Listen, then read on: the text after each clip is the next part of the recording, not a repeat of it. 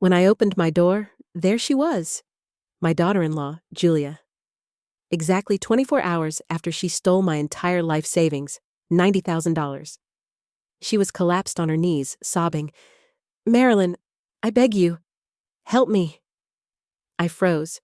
I looked at those fake tears streaming down her face. And I smiled. She thought she had ended my life. But she didn't know one thing. By stealing that money, she had just punched my ticket for the journey from the most miserable apartment in Los Angeles to a mansion in the Hollywood Hills. My name is Marilyn. I'm 67 years old, and I spent 40 years polishing the floors of that luxury market, the one where Hollywood's richest step out of their million-dollar cars to shop. While they picked out their caviar, I was invisible. While they bought their expensive champagne, I was just a smudge on the floor.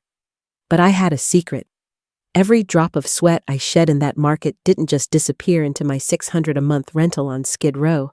It was accumulating in my bank account, exactly $90,000. The $1,500 pension I got after my husband died wasn't even enough to breathe in this city. That $90,000 was my fortress. It was the proof of my silent, decades-long work, my only insurance against poverty, until my only son, Jack, brought a disaster into my life. Jack, my naive, good-hearted boy. One day, he arrived with a woman 20 years his senior on his arm, Julia. "Mom," he said, his eyes sparkling. "Julia owns her own beauty salons. She's a businesswoman." Julia filled the room with the smell of cheap, overpowering perfume trying to be expensive. She smiled down at me. In that instant, a cold doubt settled in my heart, a feeling I'll never forget. But for my son's happiness, I said nothing. They married quickly. We had no idea that the beauty salon Julia claimed to own was actually just the janitor's closet in someone else's luxury spa. No one knew she was just a maid, posing as a wealthy entrepreneur. Until that day. It was a Tuesday morning. There was a frantic, violent knock at my door, like a police raid. I rushed to open it. Julia stood before me. Her eyes were wide with panic, and she was breathing heavily. "Marilyn!" she screamed. "Quickly, Jack is in terrible trouble. We need money to save him." My heart stopped, and I felt like someone had grabbed my chest with both hands, and my vision blurred for a second, because Jack is all I have left in this world, and Julia was standing there in front of me shaking and crying, and saying, "They need money right now, or something terrible will happen to my son." And I didn't even think. I just ran inside and grabbed my purse with trembling hands, and pulled out my bank card, and my hand was shaking so badly I could barely hold it, and Julia was right behind me, breathing down my neck, saying, "Hurry. Marilyn, please hurry. We don't have much time." And I gave her everything, the card number, the PIN code, the security answers, everything, because what mother wouldn't do anything to save her child? And Julia grabbed my hand and squeezed it and said, "Thank you, Marilyn. Thank you so much. I'll be back in 2 hours, I promise." And then she was gone, and I stood there in my tiny apartment with my heart pounding, waiting for her to come back, waiting to hear that Jack was safe. 2 hours passed, and nothing, and I called Jack's phone, but it went straight to voicemail, and I called again and again, and my hands were shaking so badly I could barely dial the numbers, and 4 hours passed, and still nothing, and the sun was setting outside my grimy window, casting long shadows across my worn carpet, and panic was rising in my throat like bile, and I called Julia over and over, but her phone was turned off, and by midnight, I knew something was horribly wrong, and I put on my coat even though it was warm outside because I was shivering from fear, and I walked 6 blocks to the nearest ATM machine under flickering streetlights, past homeless encampments and drug dealers on corners, and when I put my card in the machine and checked my balance, my legs gave out right there on the sidewalk, and I fell to my knees because the screen showed $0 and 0 cents, and my entire life savings $90,000 was gone, completely gone, and Julia had vanished into thin air with every penny I had ever saved. I don't remember walking home that night because everything was a blur of tears and shock and disbelief. And when I finally made it back to my apartment, I collapsed on my old couch that I bought from a thrift store 15 years ago, and I just sat there staring at the wall until the sun came up, and I kept thinking, this can't be real, this has to be a nightmare. I have to wake up. But morning came, and it was still real, and my phone rang, and it was Jack, and his voice sounded confused, and he said, "Mom, what's going on?" Julia texted me that you needed to talk to me urgently, and my blood turned to ice because that meant he didn't know anything about the money. He wasn't in trouble at all. It was all a lie, and I told him what happened, and there was silence on the other end of the line for what felt like an eternity. And then he said in a voice I had never heard before, a voice filled with horror and rage, "Mom, what are you saying? What are you telling me?" And I repeated it all, and he started crying and saying, "No, no, no, this can't be true. Julia wouldn't do this." And I heard something break in the background like he threw his phone against a wall. Jack came over within an hour, and his face was pale, and his eyes were red and swollen, and he kept saying over and over, "I trusted her, Mom. I loved her. How could she do this to us?" And we sat together on that old couch, holding each other and crying. And he said, "We have to call the police right now." And I nodded, and we went to the police station in downtown Los Angeles and waited for 3 hours in a room that smelled like disinfectant and desperation, surrounded by other victims of crimes. And when we finally spoke to a detective, he was a middle-aged man with tired eyes who had probably heard 1,000 stories just like mine, and he took down all the information and asked me if I had willingly given Julia access to my account, and I said yes, but she lied to me. She said my son was in danger, and the detective looked at me with something like pity in his eyes and said, "Mrs. Henderson, I'm going to be honest with you, cases like this are very difficult because you voluntarily provided the account information, even if you were deceived, and Julia could claim it was a loan or a gift." And my heart sank even further because I realized that not only had I lost my money, but there might be no way to get it back. Days turned into weeks, and I heard nothing from the police, and Julia had completely disappeared, and Jack was devastated and blamed himself, constantly saying if he had never brought her into our lives, this never would have happened. And I tried to comfort him, but how could I, when I was barely holding myself together, and my savings were gone? And suddenly the reality of my situation hit me like a freight train, because without that $90,000, I had nothing, and my monthly pension of $1,500 barely covered my rent and basic utilities, which meant no money for food, no money for medication, no money for anything. And I started skipping meals, and I would go to the market where I worked. And my manager, Sarah, who had always been kind to me, noticed I looked thinner and weaker, and she asked me if everything was okay. And I broke down right there in the storage room, surrounded by boxes of expensive imported goods, and told her everything, and she hugged me and said, "Marilyn, I'm so sorry this happened to you." And she started bringing me leftover food from the market deli every day, which kept me from starving. 3 weeks after Julia stole my money, I woke up at 5 in the morning, like I always do, because old habits die hard, and I made myself a cup of instant coffee, which was all I could afford now, and I sat by my window looking out at Skid Row, waking up watching the homeless people packing up their tents and the early morning drug deals happening on the corner, and I thought about how close I was to ending up out there with them, and I wondered how my life had come to this. And then I heard something outside my door, a strange sound like someone whimpering, and at first I thought it was a stray cat because there are dozens of them in this neighborhood. But then I heard it again, and it sounded human, and my heart started racing. Because in this neighborhood, you never know what you're going to find outside your door, and I grabbed the baseball bat I keep by the door for protection, and slowly turned the lock and opened the door just a crack. And there she was, collapsed on the ground, right outside my apartment. Julia was on her knees with her hands covering her face, and she was sobbing these loud, desperate sobs that echoed in the hallway. And her hair was a mess, and her expensive clothes were dirty and wrinkled like she had been wearing them for days. And when she heard my door open, she looked up and her face was streaked with tears and mascara, and she reached out toward me with shaking hands and said, "Marilyn, please, please, you have to help me." And for a moment, I just stood there frozen because I couldn't believe what I was seeing, and all the rage and betrayal and pain from the past 3 weeks came flooding back, and I wanted to slam the door in her face. I wanted to scream at her. I wanted to call the police right then and there. But something stopped me, because she looked genuinely terrified and broken, and I heard myself say in a cold voice that didn't sound like mine, "You have exactly 1 minute to explain why I shouldn't call the police right now." And she started talking so fast the words were tumbling over each other. She said, "Marilyn, I'm so sorry. I'm so sorry. I never meant for any of this to happen." And I said, "You stole $90,000 from me. You destroyed my life. What did you think was going to happen?" And she said, I know, but please let me explain." And she told me this story that sounded so crazy. I almost didn't believe it, and she said the beauty salon thing was a lie. I was just a cleaning lady, like you, and I was drowning in debt, over $100,000 in credit card debt and gambling debts, and I owed money to some very dangerous people, and they were threatening me, and I panicked.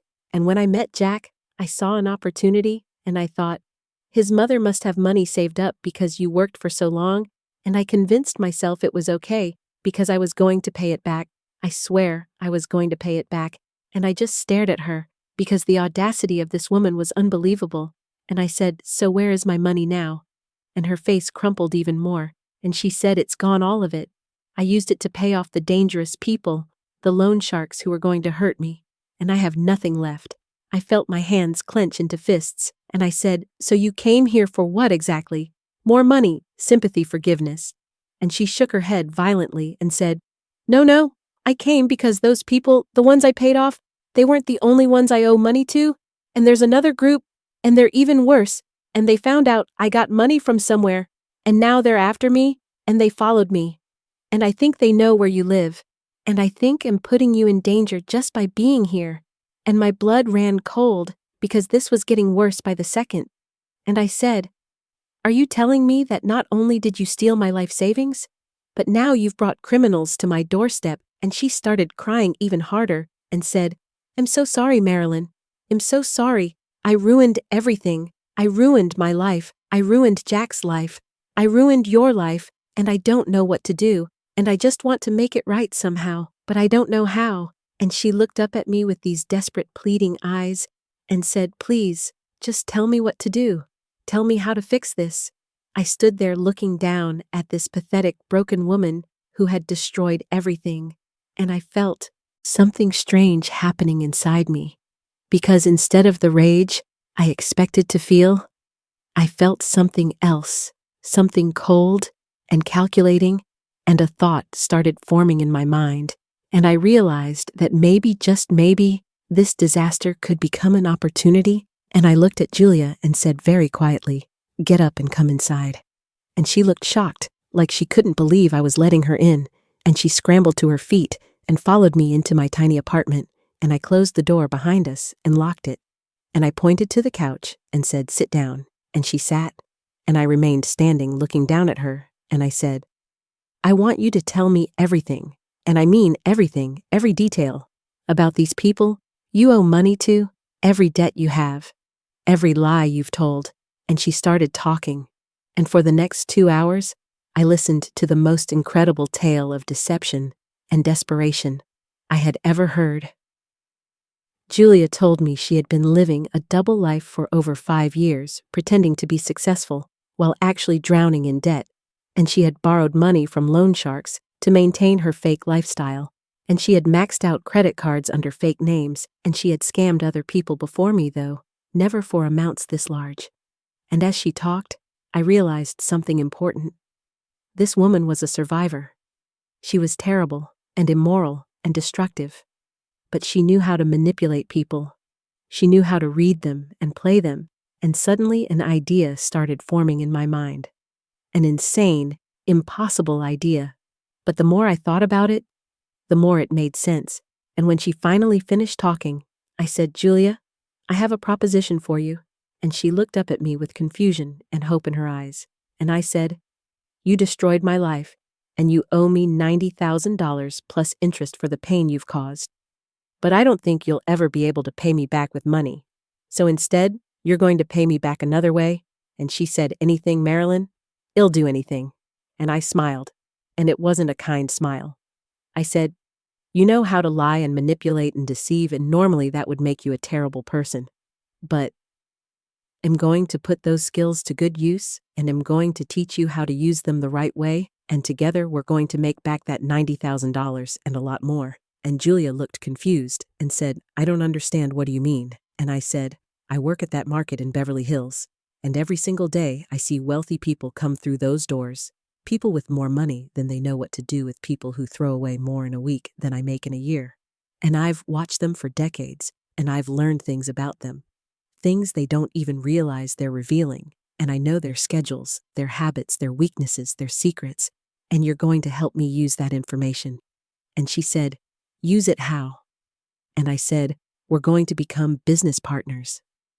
You and I were going to start a very special kind of service business for very wealthy people, and we're going to make a fortune." Over the next few days, I explained my plan to Julia, and at first she thought I was crazy.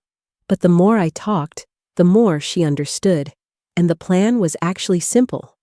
I had noticed over my years at the market that wealthy people in Los Angeles had a very specific problem.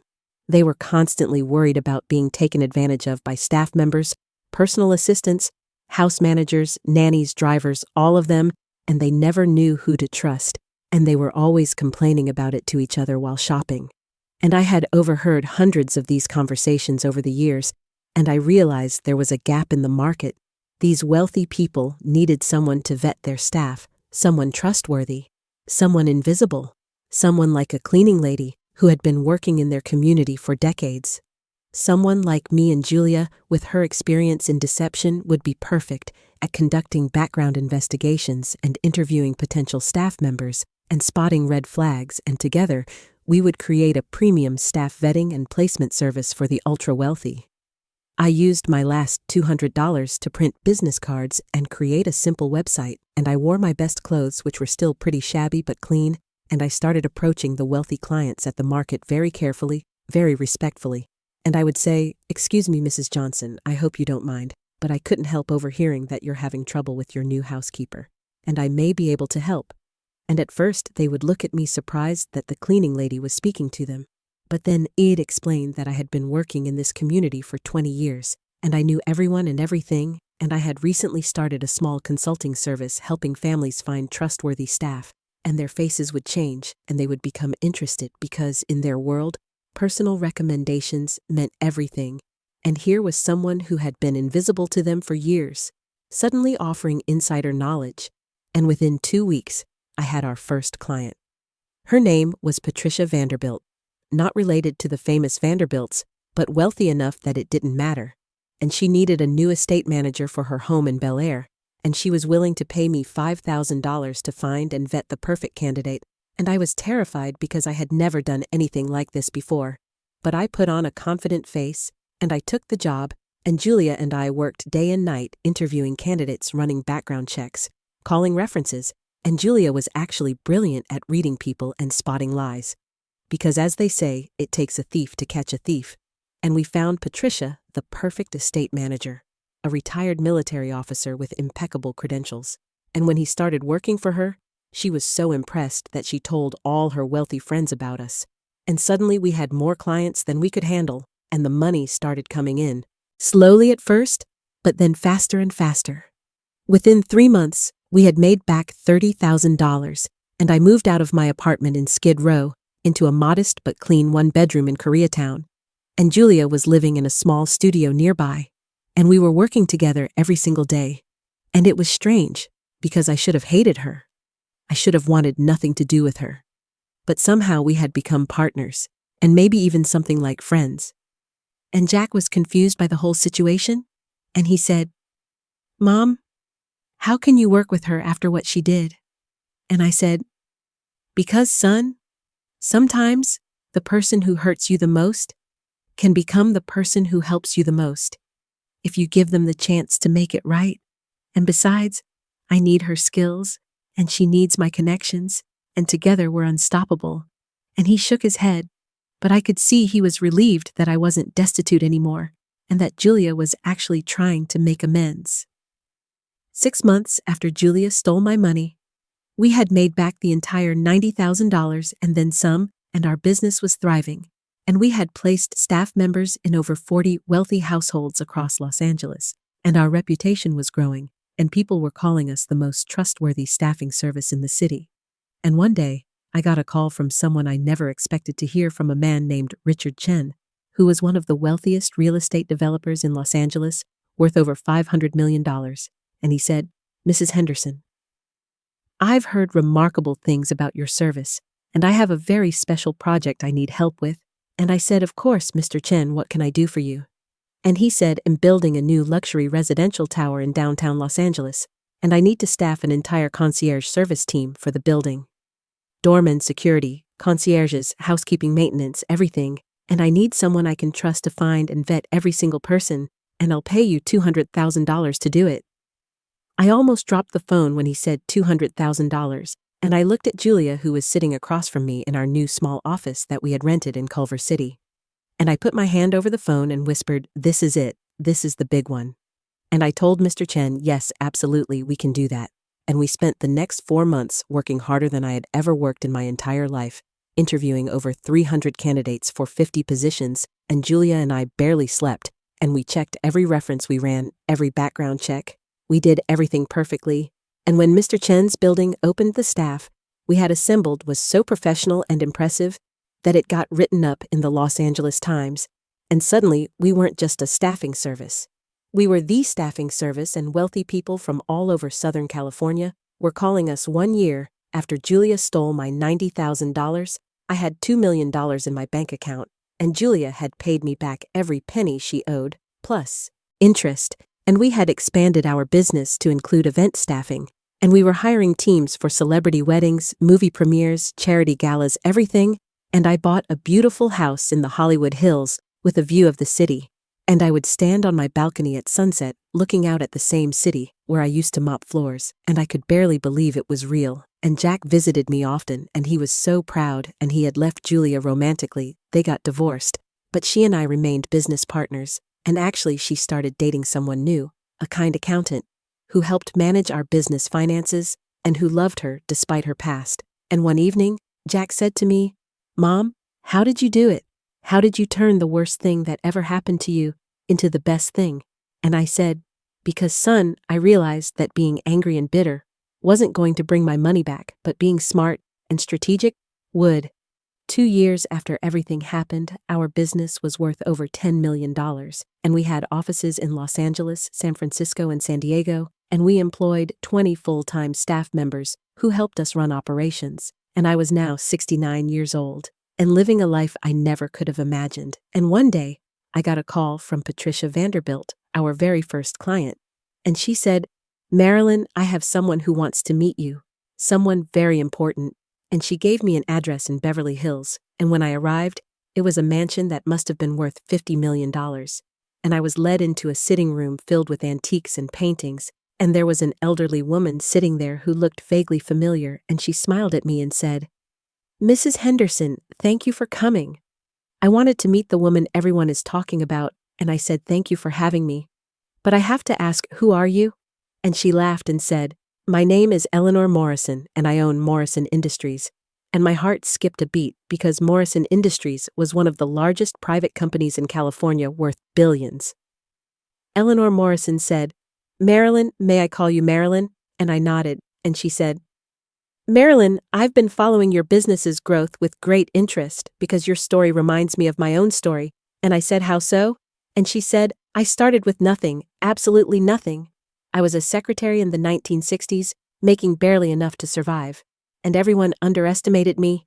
Everyone thought I was just a secretary, but I was watching and learning, and I saw opportunities that no one else saw, and I took risks, and I built an empire. And now I'm 85 years old, and I have more money than I could spend in 10 lifetimes, but I've never forgotten where I came from." And she looked at me with these sharp, intelligent eyes and said, "So I have a proposition for you. I want to invest $20 million in your company and help you expand nationwide, and I want you to become one of the largest staffing and vetting services in the country. And in return, I want 30% equity in your company." And I just sat there stunned because $20 million was more money than I could even comprehend. I told Eleanor that I needed to think about it and discuss it with my partner Julia, and she smiled and said, "Of course, take all the time you need." And as I was leaving, she said one more thing. Marilyn, never forget that your greatest asset isn't your business or your money, it's your integrity. You built this company on trust and honesty, and the moment you lose that, you lose everything. And I nodded and said, I understand, Mrs. Morrison. And I drove back to my office and told Julia everything, and she was ecstatic and said, Marilyn, we have to do this. This is the opportunity of a lifetime. And I said, I know, but it also means we'll be responsible for something much bigger than ourselves. And she said, isn't that what you wanted? Isn't that why you started this? And I realized she was right, and so we accepted Eleanor's offer. And within 6 months, we had opened offices in 10 major cities across the United States, and we were employing over 200 people, and our revenue was growing exponentially. 3 years after Julia stole my money, I was worth over $30 million personally, and our company was valued at over $100 million. And I was invited to speak at business conferences and women's leadership events, and people wanted to know my secret, and I would tell them the truth. I would say my secret is that I spent 40 years being invisible, watching and learning, and when I finally had the chance to build something, I knew exactly what wealthy people needed, because I had been serving them my entire life, and I understood them better than they understood themselves. And also, I would say, never underestimate someone who has hurt you, because sometimes they can become your greatest ally if you give them the chance to prove themselves. And Julia would often speak alongside me at these events, and she would talk about redemption and second chances, and how I had saved her life by giving her an opportunity to make things right. And people were always shocked when they learned our story. When I turned 70, I decided to do something I had been thinking about for a long time. I went back to Skid Row to the neighborhood where I used to live, and I bought the entire apartment building where my old unit was, and I renovated it completely, and I turned it into transitional housing for women over 60 who were homeless or at risk of homelessness, and I hired social workers and counselors, and I made sure every woman who lived there had access to job training and support services, and I called it Second Chances House, and on the day it opened, I stood in front of that building with Julia beside me and Jack beside me, and I thought about how 3 years earlier, I had been one of those women terrified of ending up on the street with no hope and no future, and now I was giving other women what I wished someone had given me, and Julia squeezed my hand and said, Marilyn, you're an amazing person, and I said, no, Julia, we did this together, you and me, and she started crying and said, I still can't believe you forgave me, and I said I didn't forgive you right away. It took time, but I realized that holding on to anger was only hurting me, and giving you a chance to make things right was the best decision I ever made. Our company continued to grow, and by the time I was 72, we had expanded internationally with offices in London, Paris, and Tokyo, and we were the premier staffing service for ultra-high net worth individuals worldwide, and I had personally trained over 100 staff members in our methods, and Julia had become one of the most respected business strategists in our industry. And she wrote a book about ethical business practices, which was ironic considering her past, but also powerful because she spoke from experience about the cost of deception and the value of integrity, and the book became a bestseller. And she donated all the profits to organizations that helped people with gambling addiction and debt problems.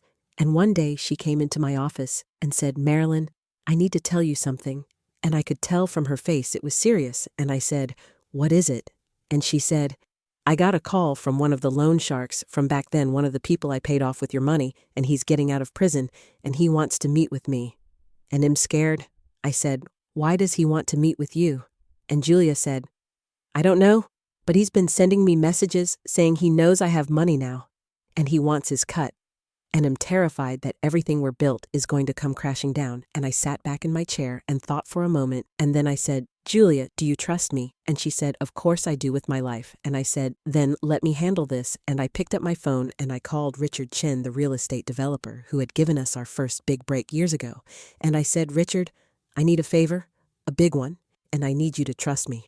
And he said, Marilyn, after everything you've done for me, anything? And I explained the situation and asked him if he knew anyone who could help with a delicate security matter. And he said, as a matter of fact, I know exactly who to call. And within 24 hours, I had a meeting set up with a man named Marcus, who was a former FBI agent, who now ran a private security firm. Marcus listened to the entire story about Julia and the loan shark. And when I finished, he said, "Mrs. Henderson, I can make this problem go away legally and permanently, but it's going to require setting up a sting operation and getting law enforcement involved, and you'll need to be prepared for some publicity." And I said, "I don't care about publicity. I care about protecting my partner and my business." And he nodded and said, "All right, then let's do this." And over the next 2 weeks, Marcus worked with the LAPD to set up an elaborate operation where Julia would meet with the loan shark wearing a wire, and he would inevitably threaten her or demand money, and that would give the police grounds to arrest him for extortion and witness tampering because he had prior convictions, and I was terrified the whole time because I kept thinking, what if something goes wrong? What if he hurts her? But Julia was brave, and she said, "Marilyn, I have to do this. I have to face my past once and for all." The meeting happened in a coffee shop in North Hollywood, and I watched from a surveillance van with Marcus and several police detectives, and we could hear everything through Julia's wire. And when the loan shark arrived, he was exactly what you would expect. A rough-looking man in his 50s with tattoos and a mean face, and he sat down across from Julia and said, "So I hear you're doing real well for yourself these days." And Julia said, "I paid you back everything I owed you. We have no business together." And he laughed and said, "See, I think we do, because I did time, partly because of some of the work I did with you. Remember that jewelry store job you told me about?" And Julia went pale and said, "I never told you about any jewelry store." And he said, "Oh, but you did.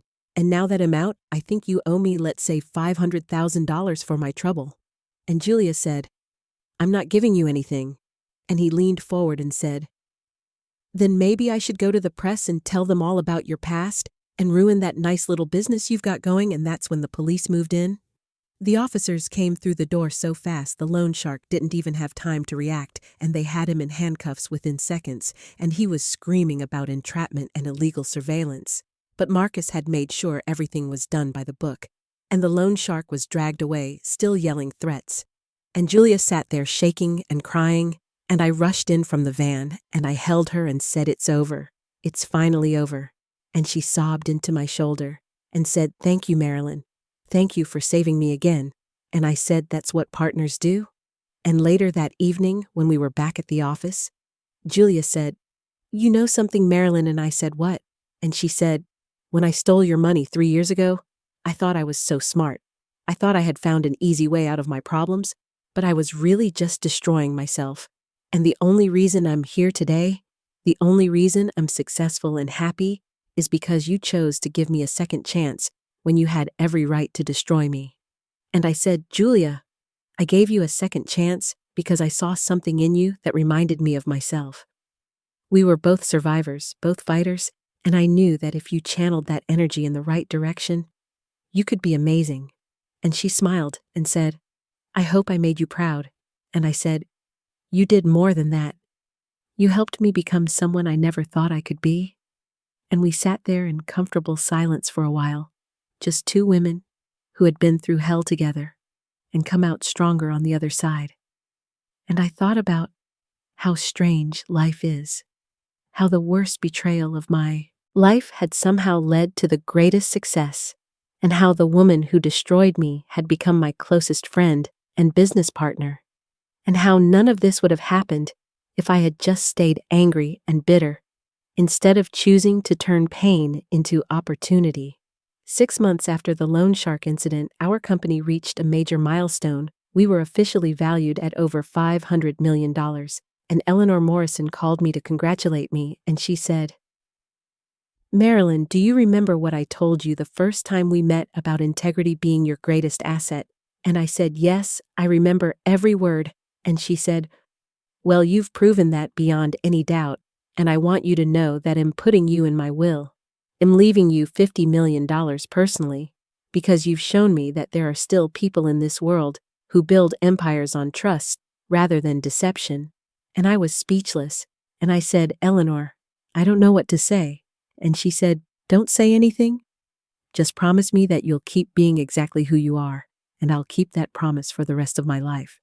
And after we hung up, I sat in my office, in my beautiful building in Century City, looking out at the Los Angeles skyline. And I thought about that tiny apartment in Skid Row, where I used to sit by the window, wondering if I would survive another month. Around that time, Jack came to me with news that surprised me. He said, "Mom, I've met someone and am getting married again." And I felt my heart skip a beat because after what happened with Julia, I was terrified of him getting hurt again, and he must have seen it on my face because he quickly said, "Don't worry, Mom. She's nothing like Julia. She's a teacher. She works with special needs kids, and she's the kindest person I've ever met. And her name is Sarah, and I want you to meet her." And when I met Sarah, I understood immediately why Jack loved her, because she was genuine and warm and humble, and she looked at Jack the way every mother wants someone to look at her son, with pure, uncomplicated love. And at their wedding, which we held at my house in the Hollywood Hills, with 200 guests, and the most beautiful flowers and music, I stood up to give a toast, and I said, "Love is complicated, and trust is fragile, and sometimes the people we think will protect us end up hurting us. But that doesn't mean we should stop believing in second chances or new beginnings."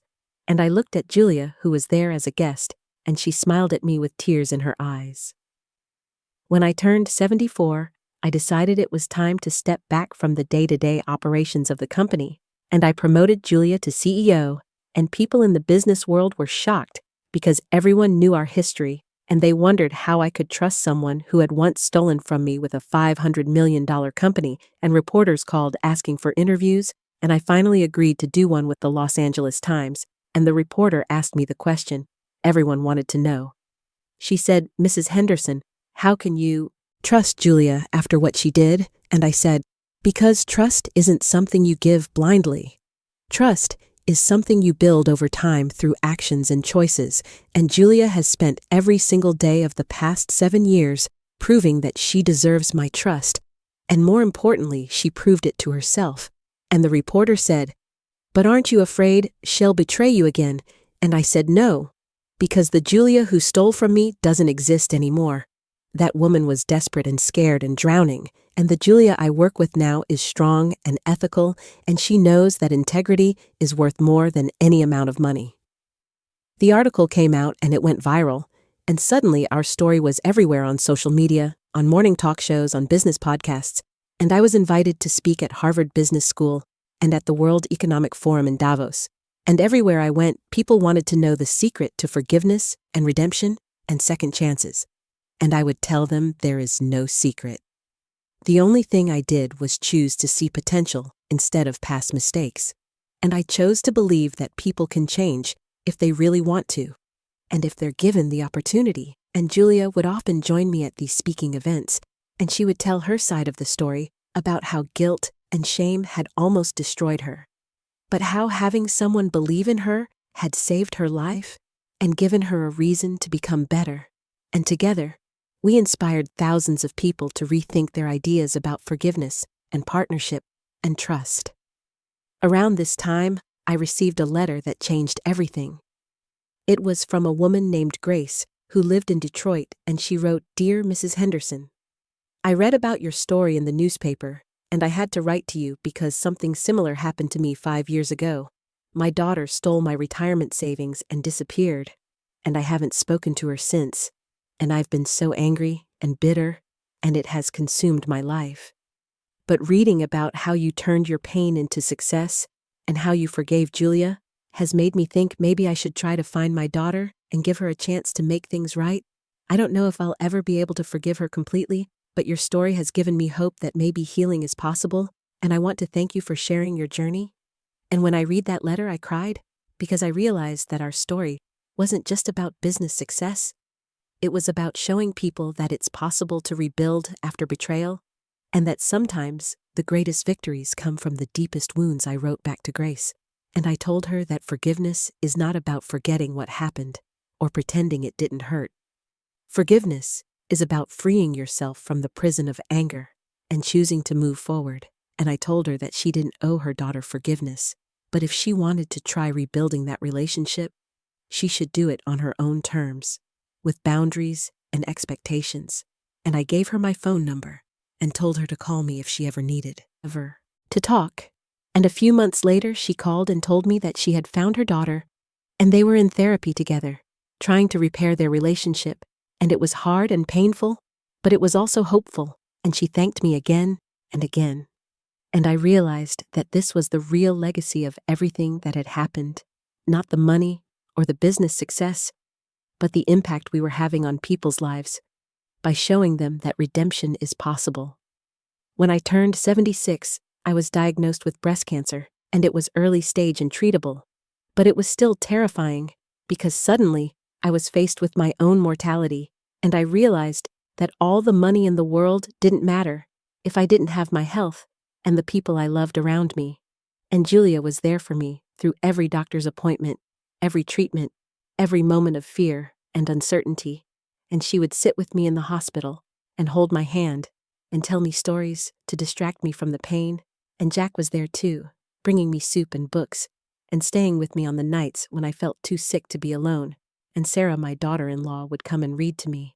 And I realized that this was what wealth really meant, not the mansion or the cars or the bank account, but having people who loved you enough to show up when things got hard. And after 6 months of treatment, the cancer was gone, and I was declared in remission, and I threw a party to celebrate life. And at that party, I announced that I was donating $100 million to cancer research. The donation made headlines, and I was invited to meet with researchers and doctors who were working on breakthrough treatments, and I learned about all the amazing work being done to find cures and better therapies, and I felt so grateful that I had the resources to contribute to something so important.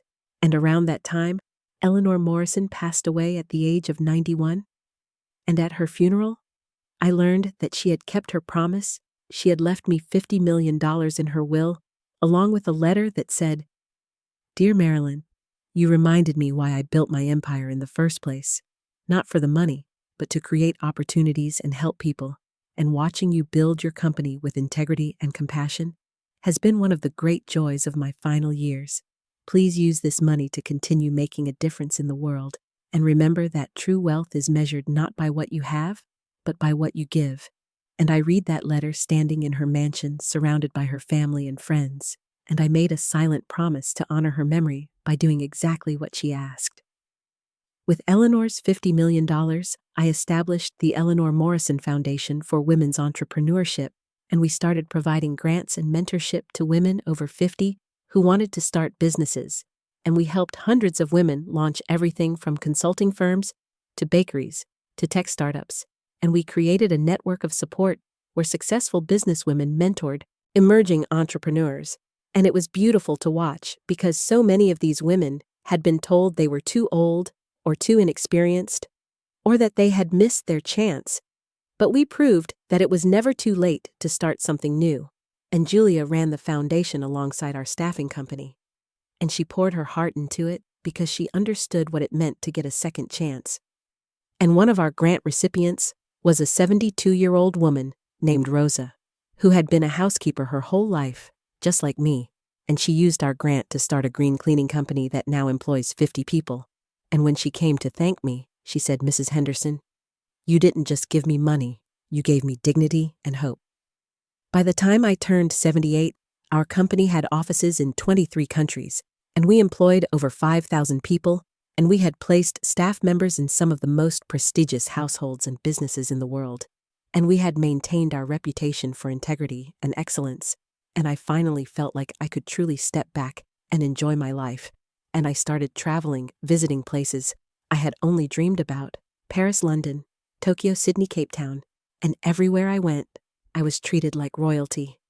But I never forgot where I came from, and I would often walk through the streets of these beautiful cities and think about how just 10 years earlier, I had been mopping floors in Beverly Hills, wondering if I would ever escape poverty, and now, here I was staying in 5-star hotels and dining in Michelin-starred restaurants and meeting with world leaders and business titans, and it was surreal and wonderful and sometimes overwhelming. One evening, I was having dinner at my house with Jack and Sarah and their 2 children.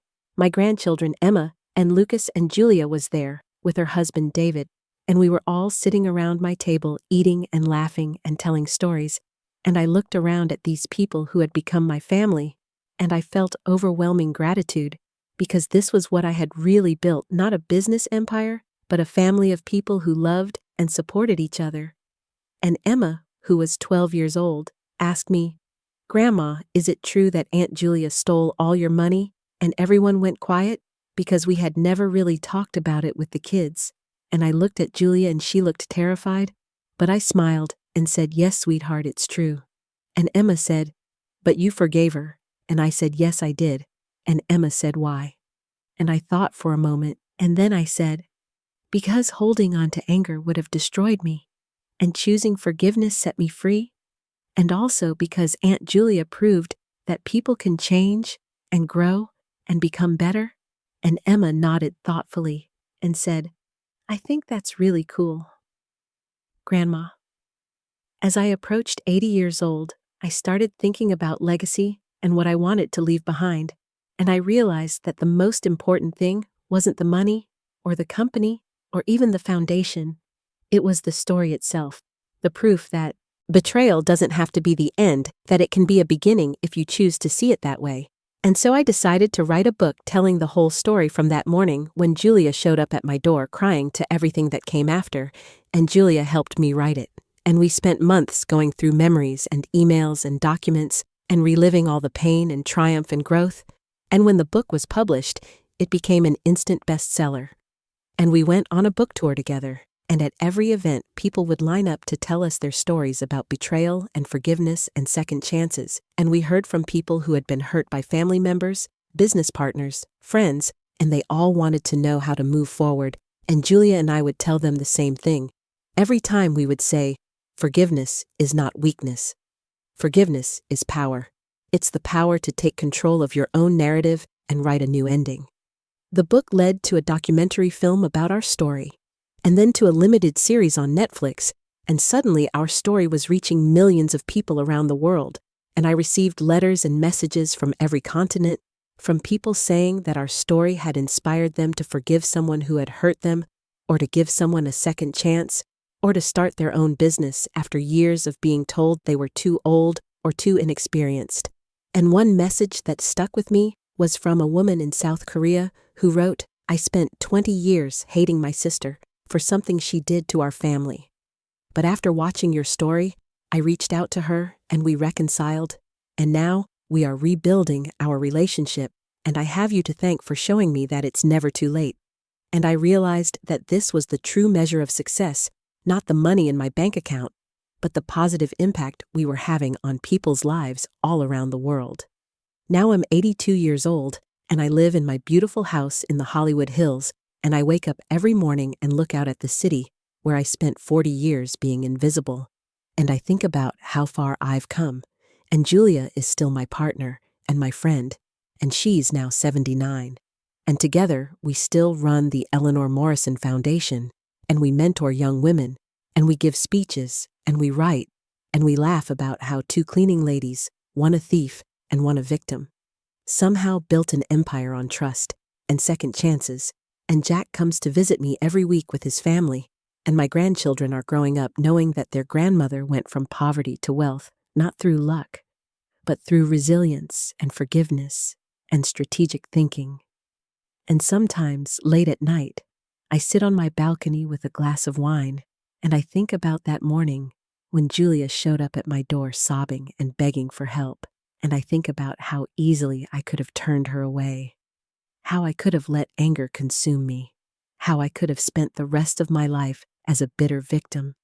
And I'm so grateful that I didn't, because choosing to give her a second chance didn't just save her life. It saved mine too, and it gave me a story worth telling and a legacy worth leaving. And as I look out at the lights of Los Angeles twinkling below me, I smile because I know that somewhere out there, someone is reading our story or watching our documentary, and they're making the decision to forgive, to rebuild, to start over, and that's worth more than all the money in the world. Epilogue: 5 years have passed since I finished writing this story, and am now 87 years old and slowing down, but still very much alive and grateful for every single day. And Julia is 84, and she recently retired as CEO of our company, though she still serves on the board and mentors young entrepreneurs through the foundation.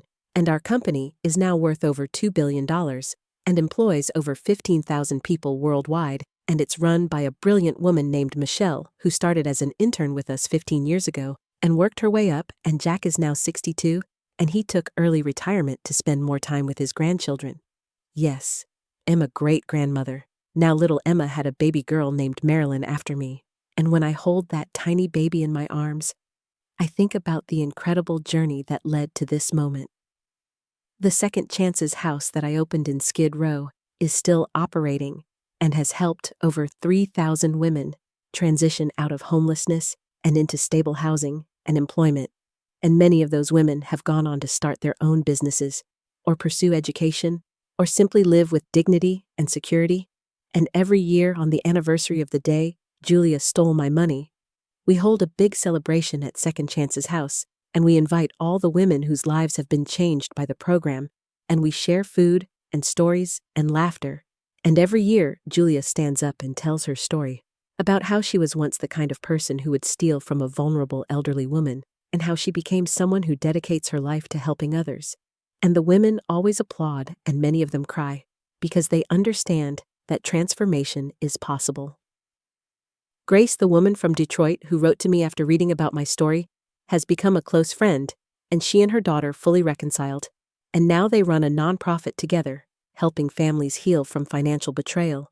And they credit our story with giving them the courage to try. And Rosa, the 72-year-old housekeeper who started the green cleaning company with our grant, now has locations in 5 states and employs over 200 people. And she's become a mentor in our foundation, helping other older women start businesses. And these ripple effects, these lives changed, and families healed, and opportunities created. This is what makes everything worthwhile. Last month I was invited to speak at the United Nations for International Women's Day, and I stood at that podium in front of representatives from countries all over the world, and I told them my story about being a poor cleaning lady who lost everything and then built it all back with the help of the very person who destroyed her. And I told them that the greatest economic resource we have is the untapped potential of older women who society has written off as past their prime. And I told them that forgiveness and second chances aren't just nice ideas, they're powerful economic tools, because when you give people the opportunity to make things right, they will often exceed every expectation. And after my speech, I received a standing ovation, and dozens of countries committed to creating programs supporting older women entrepreneurs. Julia and I have written 2 more books since our first one, and we're working on a 4th, and we travel less now because our bodies don't cooperate the way they used to, but we still do virtual speaking events and podcasts and interviews, and we're developing a curriculum to teach forgiveness and ethical business practices in schools and universities. And sometimes young people ask us if we have any regrets, and Julia always says, "Yes, I regret stealing that money and hurting Marilyn and causing so much pain. But I don't regret what came after, because it taught me who I really am and who I can be." And I always say, I regret that it took such a painful experience to discover my own strength, but I don't regret choosing forgiveness over bitterness, because that choice gave me everything. My health is declining. Now I won't lie about that, and the doctors tell me I probably have a few more years, if I'm lucky, and am at peace with that, because I've lived more in the past 15 years than most people live in 80, and I've made my peace with Julia completely.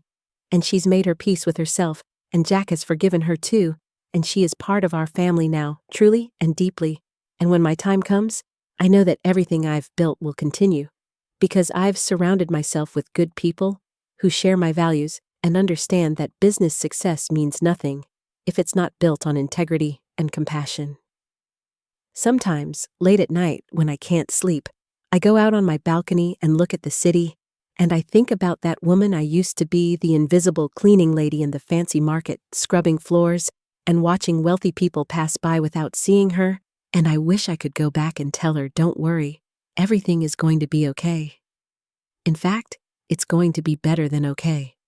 Because that moment when you think your life is over, when everything is stolen and lost and hopeless, that moment is actually going to be the beginning of the greatest chapter of your life. And all you have to do is choose to see opportunity instead of ending. Choose forgiveness instead of bitterness. choose partnership instead of revenge, and the rest will follow. And so here I am at 87 years old, a multi-millionaire philanthropist, best-selling author, and living proof that it's never too late to reinvent yourself, and that the worst thing that ever happens to you can become the best thing if you handle it right, and that the person who hurts you the most can become your greatest ally if you give them the chance to make amends. And most importantly, that age is not a limitation, it's an advantage, because the longer you live, the more you see and learn and understand, and that knowledge is power if you know how to use it.